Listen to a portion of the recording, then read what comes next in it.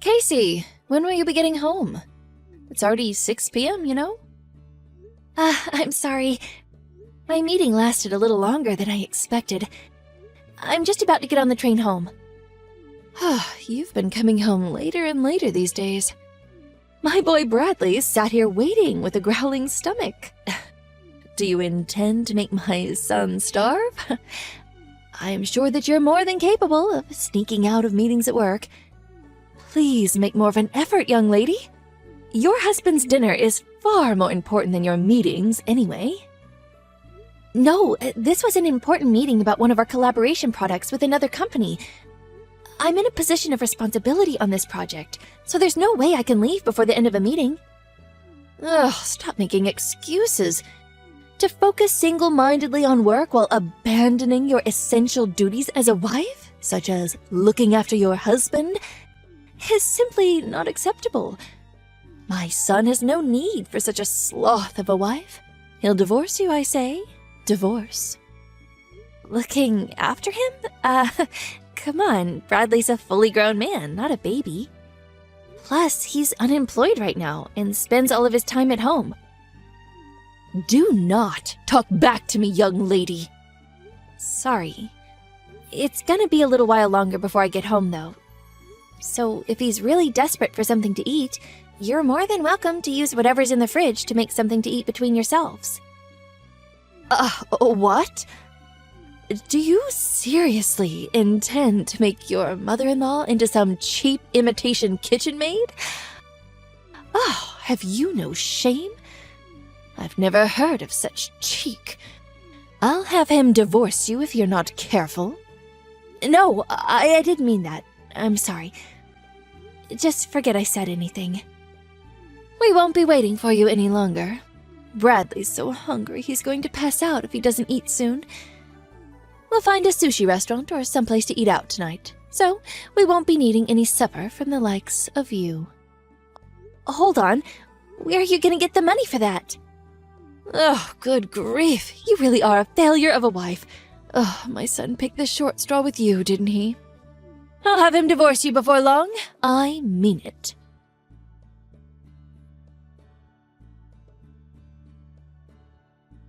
Brad, are you there? You got a minute? What is it? I was just about to go to sleep. Besides, if you want to say something, why not just come and talk to me? Why do you need to send messages when we're in the same house? But if I come to speak to you, your mom will probably overhear us. Anyway, it's about your mother. Is there no way we can live separately? This arrangement with the three of us, it's just not working. What? For God's sakes, you're not going on about my mom again, are you? To tell the truth, Brad, I'm extremely stressed. I agreed to have her live with us because I felt bad about her being lonely after your dad passed away. But she's causing me so much stress, it's unreal. Does she think I'm some kind of slave? She forces me to do all the housework despite the fact that I'm working long hours. Not only that, but she barely ever lifts a finger herself.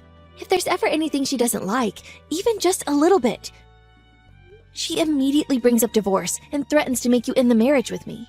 What's more, despite the fact she makes absolutely no money and contributes nothing to the household finances, she goes out to restaurants on lavish spending sprees, always bringing home bagloads of frivolous junk. There's no other way to put it, Brad. I've reached my limit, and I can't take it anymore. What can I do? You can complain about her as much as you like, but she doesn't have anywhere else to go. She sold the family home when my dad died. We're the ones who took her in. I can hardly send her packing now, can I? The only money she has to her name is her pension. So when she says she can't afford to contribute, she's not lying. Plus, without my dad, she's super lonely. Surely it wouldn't hurt to indulge her selfishness just a little bit every now and then. This goes beyond the level of mere selfishness. She sneers and barks orders at me, tells me I'm not fit to eat in the same room as her, forces me to eat nothing but leftovers. Demands that you, being the husband, must always be the first to use the bathtub, with her, being the all-important mother-in-law, using it second. Then, when my turn finally does come around, there are even times where she lets the water out before I can get in. For some strange reason, she constantly gives me midnight sermons on how a wife should act, so I can't even sleep half the time because of her incessant preaching. Since she moved in with us a year ago, I lost 10 kilograms from not eating properly due to all the stress. This is malicious bullying, plain and simple. It's a miracle I managed to tolerate her this long, and the only reason I did is because she's your mom. But I'm sick of being treated like I'm not even human. I've reached my limit. Please, Brad, have her move somewhere else. Maybe an apartment or a shared house or something? I don't know. Just anywhere but here. If that's impossible, at the very least, could you please tell her to stop treating me this way? If you don't do something, I'm going to lose it. Fine. Sheesh, woman, I get it. I'll mention it at some point if I remember. Anyway, more importantly, I need $250. What? $250? What are you going to use it for? Travel expenses. I'm looking for work right now, so I need money for bus fares and trains and stuff. What? But I gave you money for travel expenses not that long ago. You get $100 a month for that already. That's pocket change. I already used it all. Get real, woman. $100 just doesn't cover it. Give me $250. Wait, you're not... No way. Are you visiting casinos again? What? Come on, it's not like it's a problem. I don't go very often, and I hardly spend anything when I do. It's a way for me to let off steam after the hours I spent job hunting. You haven't forgotten that you lost your last job because you got caught sneaking out of the office and visiting casinos when you were supposed to be working, have you? You got on your knees and swore you'd never visit a casino again, Brad. You swore. In spite of that, you're at it again. And this time, you're blowing the money that I give you on travel expenses on the slots? If that's where it's going, you'll never get another cent out of me. Oh, give it a rest, woman. You're like a broken record. Nag, nag, nag, nag, nag. It's up to me how I spend my time. Are you saying I'm banned from relaxing to take my mind off the stress of trying to find a job now? Who gave you the authority to do that? The only thing you're good for is bringing in money anyway. If you can't even toss me a few dollars when I'm in a pinch, then what the hell do you bring to the table? What? What does that mean? The only reason I have to work like a dog now is because you got fired for acting like a moron! Job hunting? Give me a break. All you do is laze around on the sofa like a sack of potatoes. Then you have the nerve to spend the money I give you for getting around town on the slots? You have no right to be angry with me. Oh, just button it already. Nag, nag, nag. You think you're so much better than me just because you happen to have a job, don't you? Screw this. I'm going to sleep. Wait, Brad.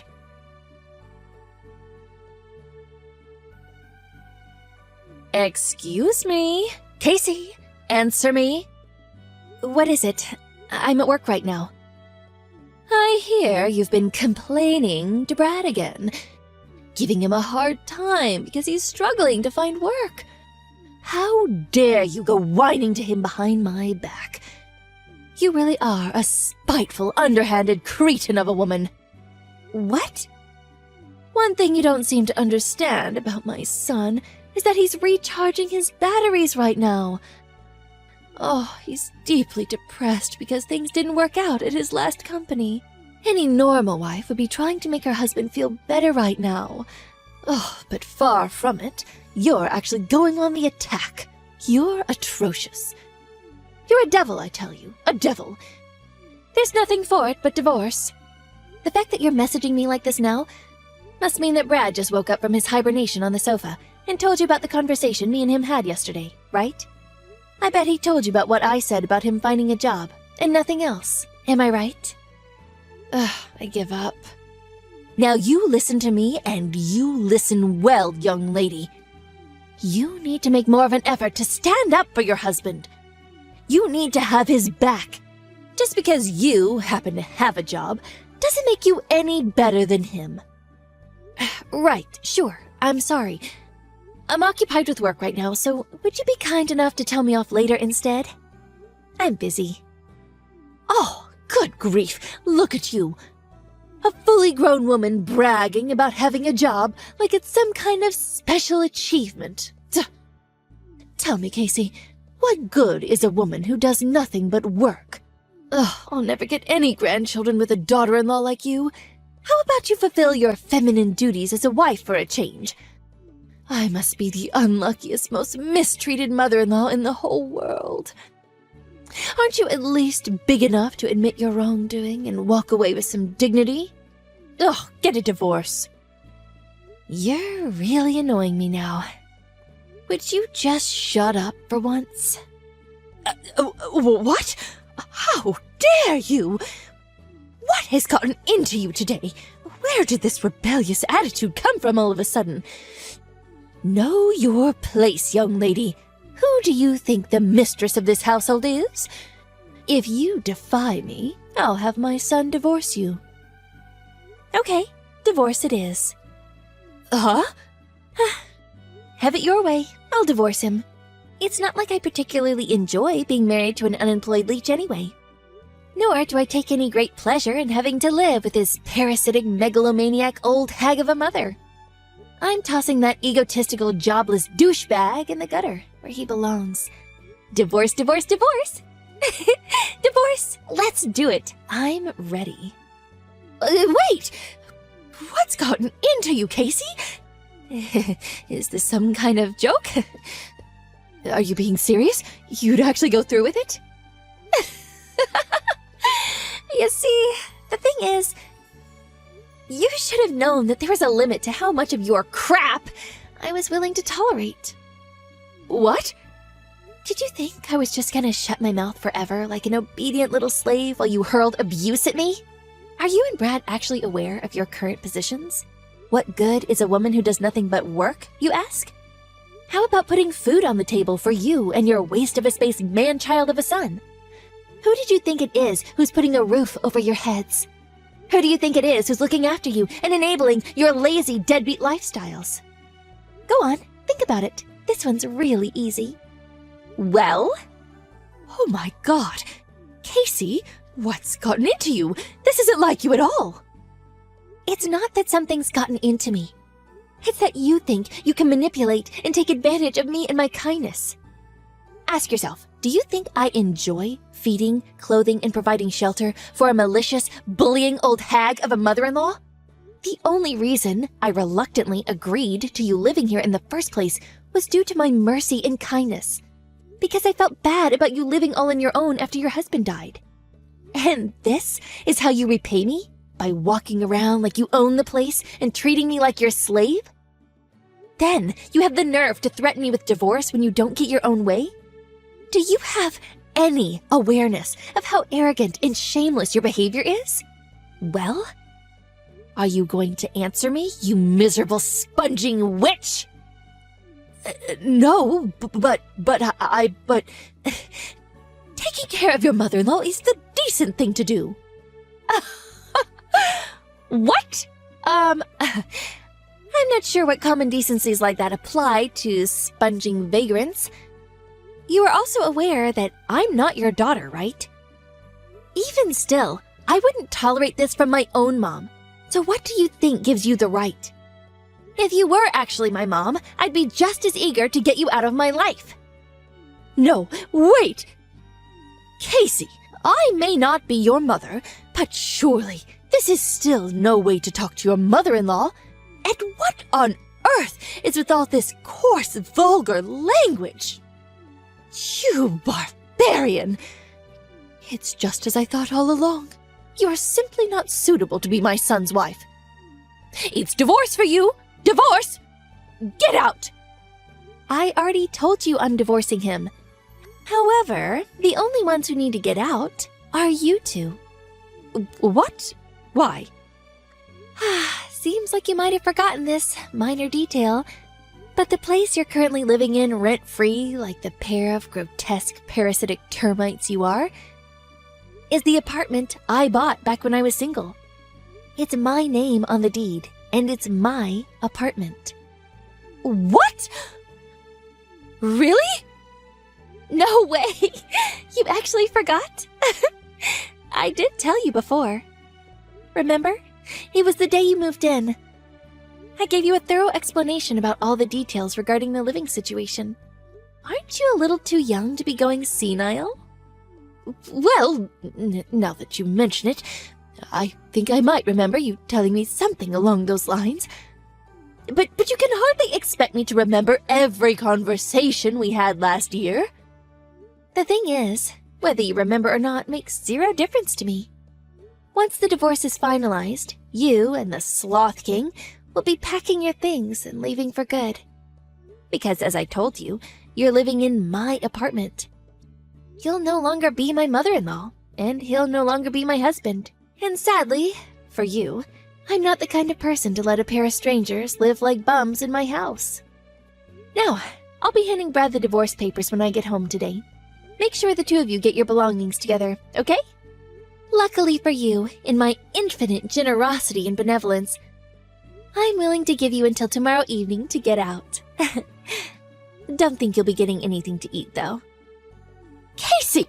Please, just wait. Surely you're not going to divorce him immediately? Today? You don't actually plan on kicking your husband and mother-in-law out on the streets, do you? I simply do not agree. The divorce isn't happening. I won't allow it. What the, why have you done a complete 180 all of a sudden? You seem to be happy enough to walk all over me when you thought you could get away with it. You waved around the notion of a divorce like it was your prized family crest, using it as a pretext to say whatever you wanted, whenever you wanted. Then, the moment you realize things are no longer going in your favor, you're suddenly opposed to it? Don't make me laugh. What? You're the one who started all this in the first place. You wanted a fight, didn't you? All I did was give you what you wanted. You should be grateful.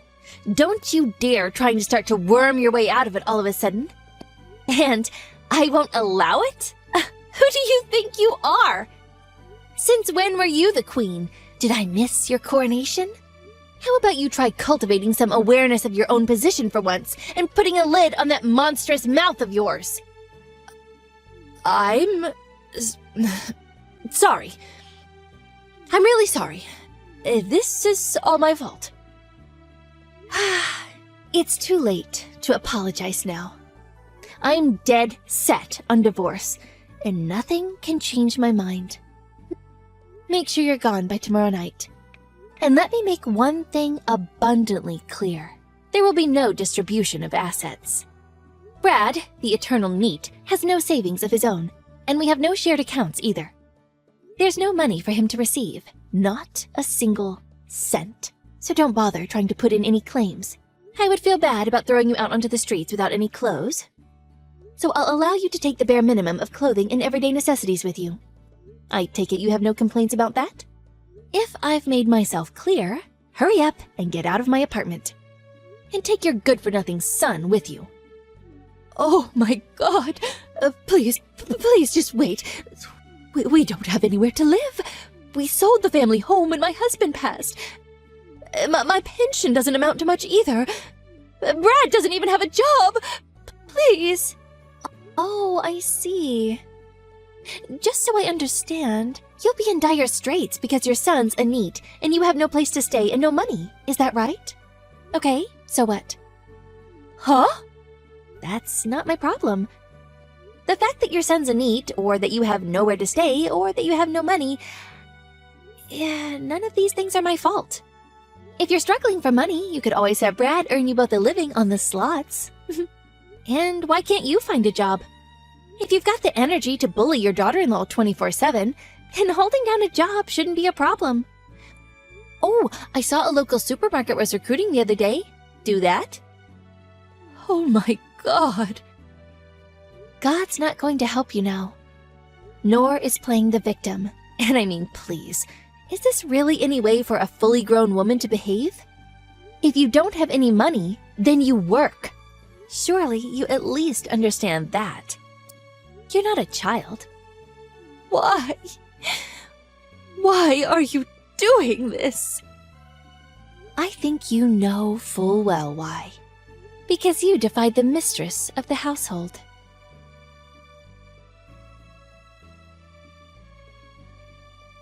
When I got home from work that evening, I was met at the door by Brad and his mother-in-law on their knees. They begged and pleaded in unison, were sorry for the way we behaved. But I shook them off and said, if you've got time to be groveling on the floor, you've got time to get your things together. For the first time in what felt like forever, I made some food just for myself and was able to take a bath at a leisurely pace when I felt like it for a change.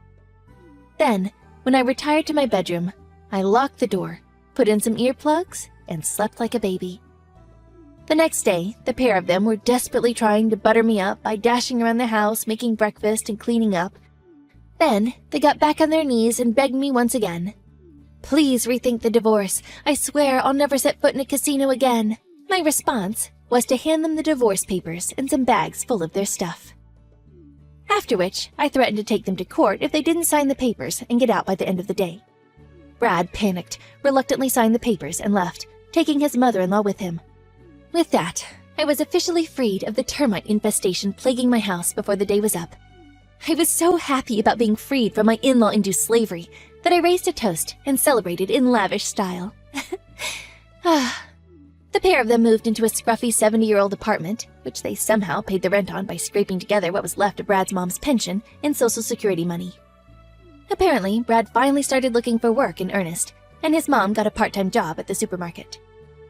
However, Brad's efforts didn't amount to anything, and he was constantly chided by his mom. Why are you forcing your aged mother to work? They got into thunderous shouting matches every day, and the neighbors, at their wits' end, started phoning in complaints. As things stand, it looks like they're on the verge of being kicked out. Again. They really are a pair of morons.